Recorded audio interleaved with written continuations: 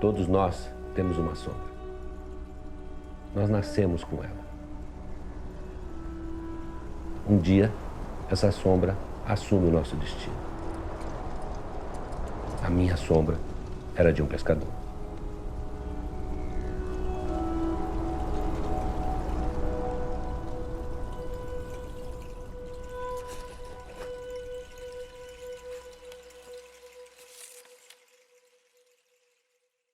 Minha história de pescaria, ela é um pouco diferente, eu acho que da maioria das pessoas. Porque normalmente você tem um pai, um tio, um avô que te leva para pescar desde pequeno. Eu acho que esse é o processo natural. Meu caminho foi um pouco diferente. Embora eu morasse na fazenda quando eu era pequeno, né, meu pai sempre foi um pescador que ia todo ano, viajava, ia para o Mato Grosso, pescava peixes grandes, trazia fotos. Ele não levava nenhum filho para pescar. Então não foi essa a minha história. Eu casei, tive filhos, fui trabalhar no Citibank, me dedicava, trabalhava focado nisso, mas eu sentia que no banco não era o meu lugar. Eu trabalhava direito porque eu sou responsável e a coisa fluía, tive um cargo bom. E lá eu comprei um sítio em São José dos Campos. Não tinha nenhuma relação com a pesca. Tinha uma represa a uns 4 quilômetros. Eu demorei 3 ou 4 anos para ir a primeira vez na beira dessa represa e nem foi para pescar. Conheci um amigo ali na região que tinha uma casa na beira da represa e eu fui fazer uma visita numa tarde lá. E nesta tarde ele começou a mostrar para mim o que ele fazia naquela represa, que ele pescava ali. Começou a mostrar fotos, mostrou vídeo, mostrou todo o material de pesca. Eu não sei o que aconteceu comigo, eu não posso dizer, não tenho certeza. A sensação que eu tenho é que um botão foi ligado. Eu acho que eu tinha guardado na minha memória, né, latente lá dentro, toda aquela visão que eu tinha do meu pai, todo o desejo que eu tinha de pescar com ele e que nunca aconteceu. E eu fiquei alucinado com a pescaria. E fui com um tio, um irmão do meu pai e um primo que já pescavam há vários anos no Pantanal, eles iam todo ano para lá. E foi através daí que eu comecei, então, a me dedicar e aprender um pouco mais sobre a pescaria. E foi numa viagem dessa que aconteceu um fato que mudou definitivamente a minha forma de pescar e a minha visão de pescaria. Nós estávamos no Nabilec. Nabilec é uma região acima de Porto Murtinho. Lá tinha uma pequena pousada, um flutuante, e ali nós ficamos. Vários dias, coisa de 4, 5 dias. A quantidade de peixe que havia naquele momento era uma coisa absurda, era enorme. Você tinha pacus, pintados, cacharas, dourados, piauçu, o que você quisesse de peixe numa quantidade incrível. E naquele momento a gente matava todos os peixes. Só que aconteceu uma situação estranha, porque como todo mundo matava, todo mundo trazia peixe em quantidade, o hotel não absorvia. Porque até nos anos anteriores você matava um pouco mais, fazia sua cota, a sobra o hotel comprava, ou outro hotel vizinho, ou um comerciante ali, um pequeno restaurante. Nesse ano não, ninguém comprava porque tinha peixe de sobra nessa região. Fizemos a cota e decidimos ir embora, voltar para Porto Mutim para pegar o carro para vir, né, já para o estado de São Paulo. Nessa saída do hotel, estava um frio de rachar. E eu sentei então na proa do barco olhando para trás. Quando eu olhei para trás, me deu um aperto, me deu uma sensação tão ruim, porque eu vi que nós largamos no pier, no porto ali daquele hotel, era uma montanha de peixe. Era um mundo de peixe, que obviamente ia ficar estragando pelo tempo e pelo sol. Não tinha outra coisa. Eu olhei aquilo que me deu uma sensação tremenda. O que eu fiz, né? O que eu ganhei com isso, né? O que eu prejudiquei? Qual foi a vantagem de fazer uma coisa desse tipo? Quer dizer, que falta de consciência, né, naquele momento. E eu prometi para mim que a partir daquele momento eu nunca mais mataria um peixe, a não ser que fosse para comer no local da pescaria, para matar a fome. E isso foi o início de uma mudança radical na minha vida de pescador.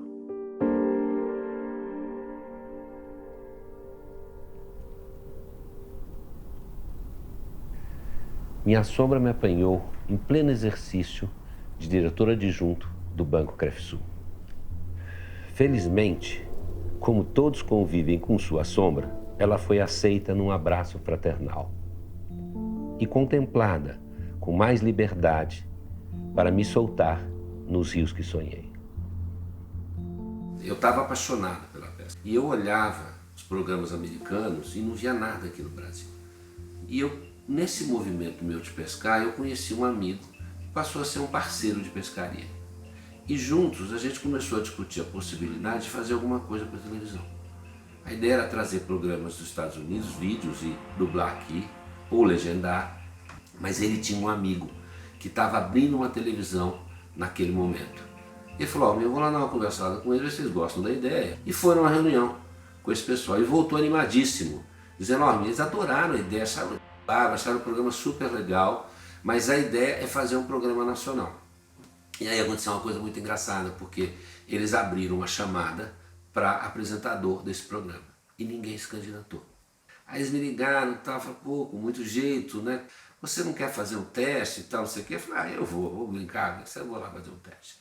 Eu falei, vou contar uma história, eu vou contar aquela história do meu tio, né? Aquela pescaria que eu fiz e onde eu resolvi não mais matar peixe. E eles gravaram isso e aí terminaram e disseram o seguinte, acho que dá para levar assim, vamos fazer um teste, vamos fazer um piloto. E fomos fazer um piloto em Avaré, né, pescar um dourado, lá ficamos lá 2, 3 dias. E foi para televisão. O programa chamava Pesca Brasil, na Rede OM. Só que dali para frente a coisa mudou, porque o programa chegou na hora certa, e eu acho que com a temática certa, que foi a soltura do peixe, que era uma novidade. E bombou, o programa explodiu, né, na Rede OM. Tanto que logo depois, 3 televisões me chamaram. O SBT, a Bandeirantes e a Manchete naquela época. Né? Me chamaram para, isso acho que era 1991, por aí, nessa faixa aí de ano. E eu optei pelo SBT e mudei o nome do programa. Passou a se chamar Pesca e Companhia, que bombou definitivamente, uma audiência fantástica.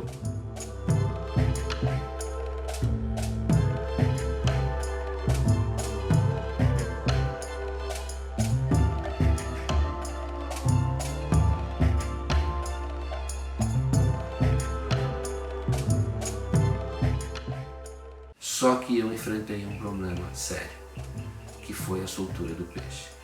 Foi um choque cultural, foi uma mudança muito radical.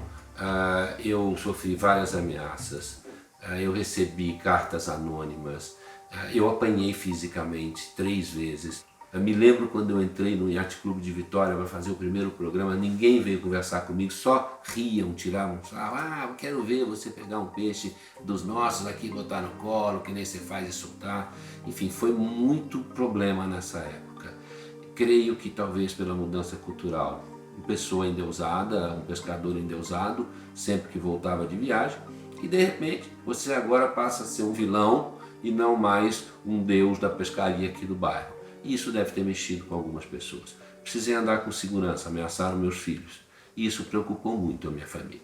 Realmente todos nós ficamos preocupados com a segurança, não só minha, como de toda a minha família.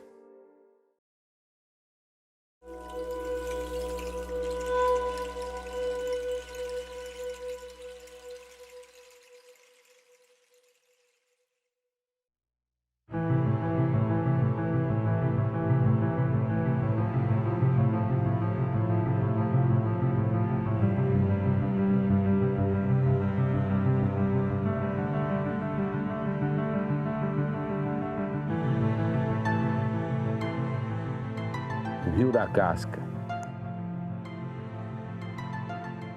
Grande peixe a gente nunca esquece. Mesmo debaixo d'água, coberto pela formação de uma grande represa, o Rio da Casca ainda deve guardar muitos mistérios. Foi palco de grandes encontros com pessoas de profundo conhecimento e de situações que nos remetem à antiguidade. Emoção se aflora na queda de braço entre peixe e pescador. O rio pode não existir para quem não o conheceu, mas está vivo na memória de quem por suas águas navegou. No Rio da Casca, lá na Chapada dos Guimarães, eu vivi uma experiência muito interessante. Primeiro, um conflito de visões, um conflito de sensações. Ao mesmo tempo que você tem áreas muito devastadas pelos fazendeiros, são queimadas, são cenas muito feias, onde a mata se torce toda, dizer, aquele preto, aquele negrume, né, das cinzas e da queimada, é uma situação muito triste, é uma visão muito feia. E ao mesmo tempo, de vez em quando, você vê uma beleza natural ainda intacta, vê aves enormes, pássaros cantando, animais correndo, né? E esse contraponto mexe muito com a gente. Você percebe claramente o impacto, né, das civilizações, o impacto da evolução, o impacto da chegada do homem. Ela é cruel, né? Então, fica muito evidente, né, essa dicotomia, né? E é nesse ambiente que a gente resolveu passar alguns dias acampado. Foi uma experiência linda, porque acampamos com as barracas, fomos colocando as barracas, toda a equipe muito sintonizada, todo mundo se ajudando na beira de um rio, que é onde tomaríamos o banho. E aí é uma coisa gostosa, porque é um banho muito diferente daquele banho que você está acostumado. Uma ducha, um conforto, um luxo, obviamente que a cidade traz isso. Mas é lá na beira do rio que você percebe a verdadeira natureza do ser humano. Ali os seus sentidos afloram. Ali a sua percepção, o seu olhar para o céu, a sua visão das estrelas, o pôr do sol, o nascer do sol, o pássaro que voa e que canta, os animais que se aproximam.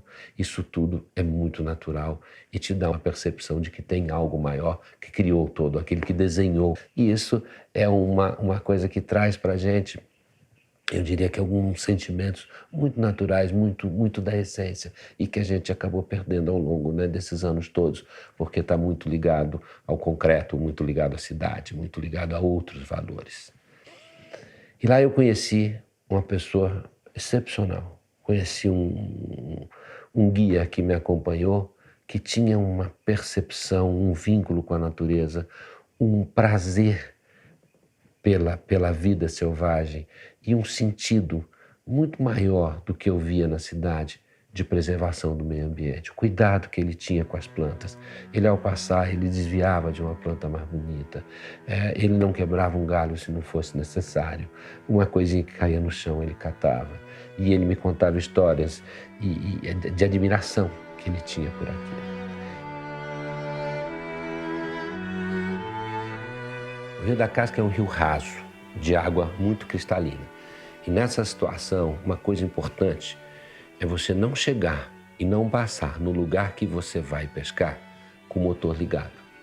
Porque o som propaga muito na água, propaga muito mais vezes do que aqui fora. E o peixe percebe. O peixe, a gente tem que entender que, embora seja um animal, ele tem percepções, ele tem um sexto sentido, ele tem uma intuição. É daí que ele sobrevive. Então tem que se tomar cuidado para se chegar nessas áreas com muito silêncio, muito tranquilo, porque só dessa forma, num rio como esse, de águas rasas e claras, é que você vai ter chance de pescar.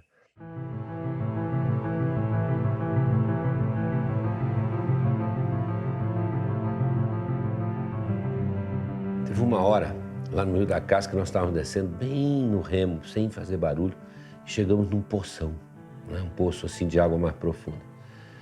E aí nós paramos o barco, o Chiquinho falou, aqui mora um jaú grande. Falei, Chiquinho, mas onde é que você quer que eu jogue a isca? Ele falou, joga lá naquele remanso de água que tem ali, aquele movimento de água, mas que dá aquele remanso de lado assim. Falei, Chiquinho, mas não consigo, daqui lá é muito longe. Ele falou, então peraí, fica aí, pegou um barco de apoio, pegou a minha linha, minha isca e foi para lá. Foi com o barco de apoio, levando a minha isca na mão assim. Quando chegou lá em cima do lugar, ele soltou ali.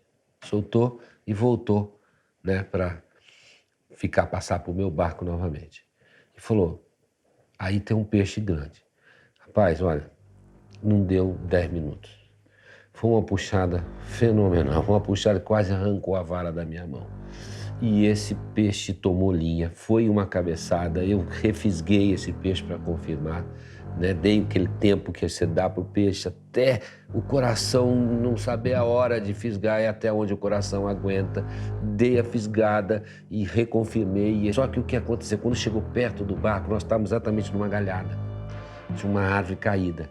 E esse peixe entrou por dentro dessa árvore, lá por baixo. Falei, pelo amor de Deus, que não dá para perder. Foi talvez o primeiro grande jaú da minha vida. Era uma cena lindíssima no programa. Não dava para perder esse peixe.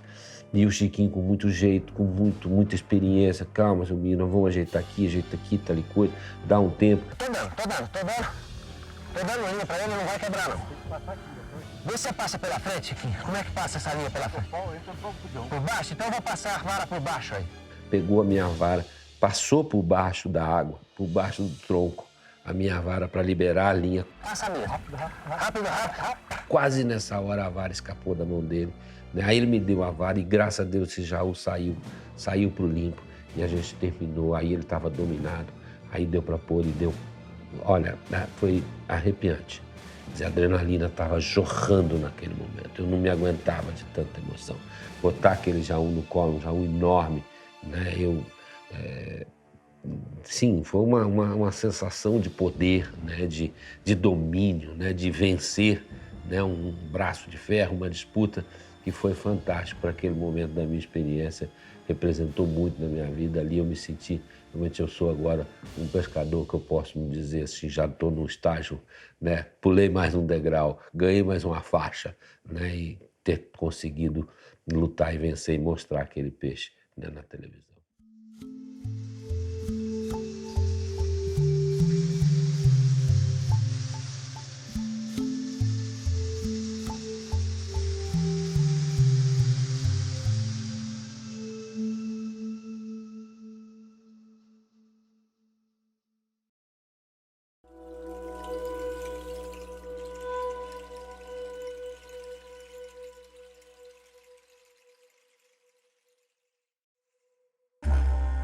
Esse equipamento aqui que nós estamos usando, uma vara de bambu, com uma linha bem comprida. Uma vara de 3 metros mais ou menos, um pouco mais. Uma linha de mais ou menos 7 metros. Isso aqui imita, né, a origem, sei lá, é um fly. É como se fosse uma pesca de fly. Que você trabalha jogando, tá vendo? Mas eu vi uma coisa muito interessante nesse rio que me chamou a atenção. Eu vi ribeirinhos que nunca tiveram contato com técnicas de pesca elaboradas, com televisões, com vídeos importados, com percepções do que estava acontecendo na Inglaterra, na Patagônia, nada, fazerem um fly exatamente da mesma forma, com os mesmos movimentos que os pescadores de fly fazem.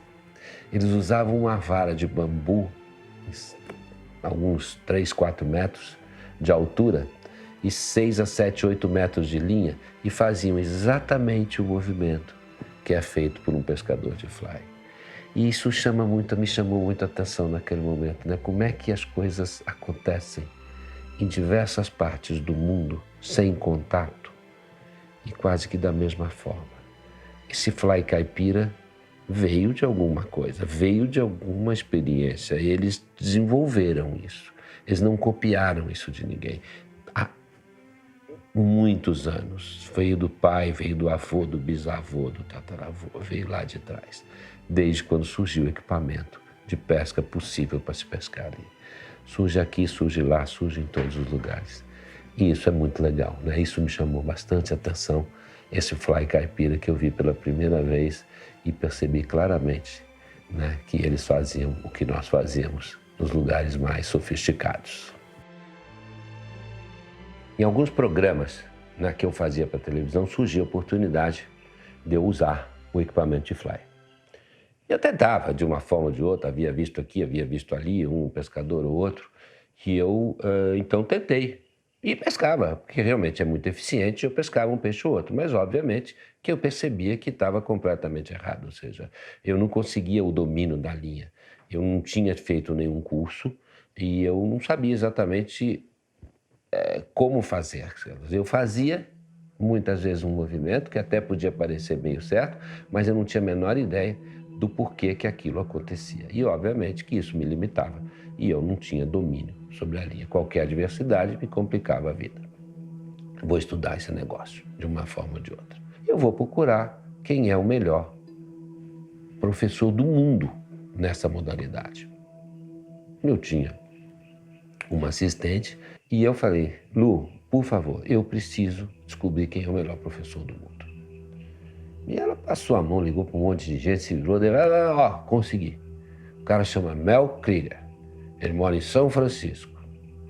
E ele fala com você, posso ligar, você fala com ele. Falei com o Mel, falei, Mel, e aí? Eu preciso aprender a fazer isso, eu tenho um programa aqui no Brasil, as pessoas estão demandando, eu preciso fazer. Ele falou, então é o seguinte, eu estou indo para a Argentina, para Buenos Aires, depois eu vou para Bariloche e vou dar um curso lá básico. Vai lá fazer. Fui, fiz o curso básico. Abriu um leque, mudou completamente a minha visão. O Mel era um professor, um instrutor, assim, bárbaro, que tinha uma capacidade, tinha uma metodologia, tinha tudo aquilo que eu estava precisando para deslanchar nessa modalidade que é lindíssima, que é de uma leveza fantástica. No ano seguinte ele me chamou para fazer um curso avançado. Fui de novo, animadíssimo, e aí então a coisa, né, desabrochou de vez. Comecei efetivamente a dominar aquela linha, dominar o estilo e a entender claramente por que as coisas aconteciam. No terceiro ano ele me chamou para fazer o curso de instrutor. Aí foi um curso duro, foi um curso de uma semana, muito difícil. 40 questões escritas, não podia errar mais do que 10%, senão nem fazia a prova prática. E uma coisa que me chamou a atenção, eram vários movimentos que você tinha que fazer, vários arremessos. Mas o Mel dizia uma coisa, eu não vou avaliar você pelo acerto, eu vou avaliar você pelo erro. O erro é que é mais importante que o acerto. Saber errar. Então, quando eu te pedir um erro, você erra o que eu quero que você erre. E aí eu vou pedir para você voltar ao movimento correto. E ele dizia, se você sabe errar e sabe acertar de volta, você entendeu o fundamento. Só acertar pode ser simplesmente uma questão de repetição de movimento. E eu tive o privilégio de me formar na escola do Mel Krieger e passei a dar aula no Brasil. E hoje já dei aula para mais de 2.000 alunos, tenho o maior orgulho disso. Muito pescador de fly hoje carrega esse estilo, né, que eu aprendi com o Mel Krieger. E depois eu consegui trazê-lo para o Brasil e fui pescar com ele. Levei ele para pescar na Bacia Amazônica. Fomos para o Rio São Benedito, na pousada Tamaçu, pescar. Eu e o Mel Krieger. Passei 3 a 4 dias pescando com ele lá. Isso é uma coisa que eu levo para sempre. É um orgulho, talvez tenha sido o único pescador do Brasil que tenha tido a oportunidade de pescar com o Mel Krieger no barco durante 3 ou 4 dias. E aí eu trago isso na memória. Momento ímpar da minha vida.